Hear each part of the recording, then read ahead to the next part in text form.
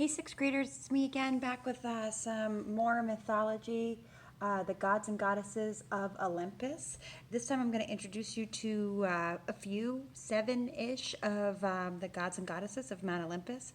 If you are mythology buff, then you probably know all this about these gods and goddesses. They're in all the myths and in all the Percy Jackson books. So if you feel like you know a lot about the gods and goddesses, you're welcome to skip the videos and go right on to the challenge work. It's kind of like a 20 questions, or kind of like a clues activity to help you think about the gods and goddesses. If you're not an expert on mythology, then join me for a few minutes as we talk about the gods and goddesses of Mount Olympus. We're going to start with this guy, Zeus.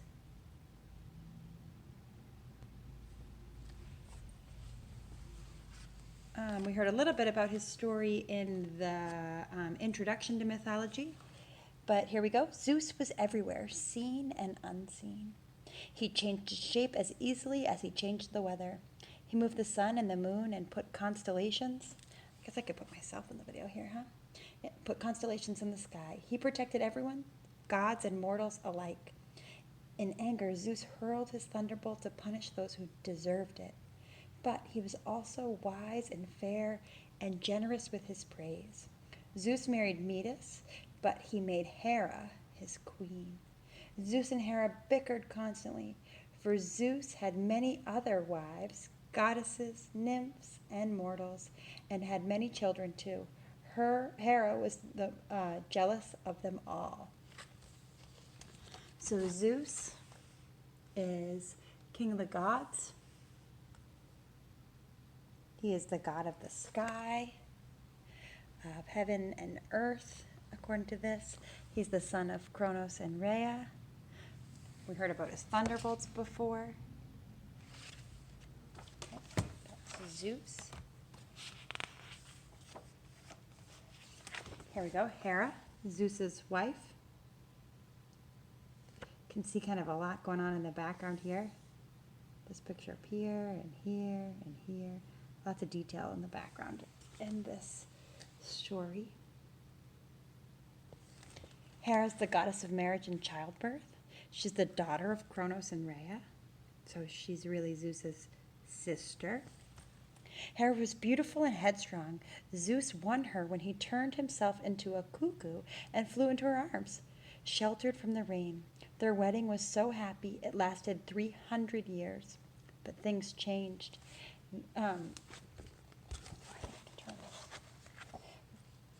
Though Hera helped and advised Zeus and bore him children, jealousy darkened her days. She hated her husband's adventures. She schemed against his many wives and children and caused them to hide in fear. Once, in anger, Hera even dared to steal Zeus's thunderbolt, but his temper was stronger. He hung her upside down from the sky with anvils tied to her feet and freed her only when she repented. Only when she took it back, gave forgiveness. That's Hera, goddess of marriage and childbirth. Hephaestus. Here we go, here's Hephaestus. I usually say Hephaestus. Here's our other picture. Hephaestus was born with bad luck. He was so weak and lame, Hera took one look at him and dropped him out of Mount Olympus. So his mom thought he was ugly and threw him off the mountain. You can see in that picture. It's not very nice. He fell for a day and was rescued by the sea goddess Thetis and her sisters. They took him into their underwater grotto, and there he lived in secret. Hephaestus's body grew strong, though he could never walk. He became a master craftsman and made beautiful objects of gold in his smithy. Many he gave to the goddess as thanks for their kindness. 9 years later, Hera saw Thetis wearing an exquisite brooch and demanded to know who had made it. When Hera heard it was Hephaestus, she regretted her actions. She called him back to Olympus, allowed him to marry Aphrodite, and created an even bigger workshop for him. Hephaestus became the worker of the gods. He made them golden palaces, chariots, weapons, and tools. For himself, he invented 2 golden maidens who helped him move about. His artistry was the pride of Mount Olympus. Hephaestus, goddess of fire and blacksmiths, son of Zeus and Hera. Then we have this beauty queen, Aphrodite. Aphrodite is the goddess of love and beauty.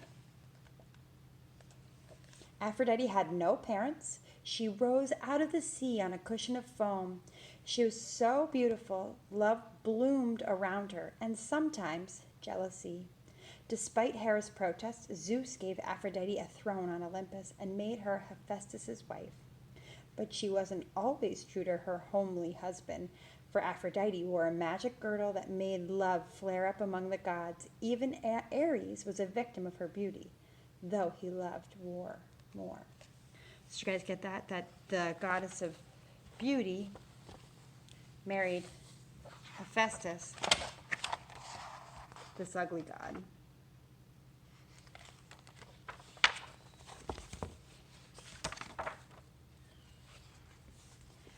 All right, that brings us to our next guy, Ares.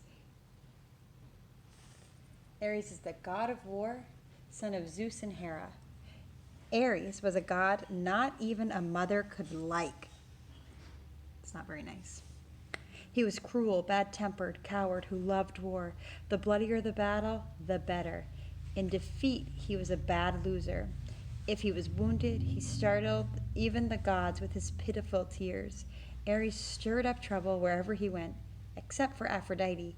No one wanted him around. Ares, god of war, son of Zeus and Hera.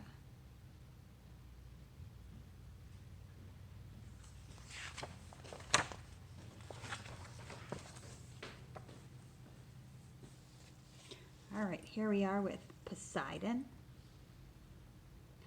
He's a favorite among the Percy Jackson readers. Poseidon is the god of the sea and earthquakes. He's the son of Kronos and Rhea, brother of Zeus. There's the picture of Poseidon. Poseidon was moody. His temper could be as violent as the seas he ruled. He shook his trident and leaping waves flooded the land. He struck the earth and mountains erupted. When he was calm, rivers dried and islands formed. Poseidon created the first horse from a rock with one blow. He raced the waves and traveled to Olympus in his golden horse-drawn chariot. Most of the time, Poseidon lived in a golden underwater palace with his queen, Amphitrite, a lovely sea goddess. They had 3 children together, though Poseidon had many more. Like Zeus, he could not resist goddess nymphs or mortals. Poseidon.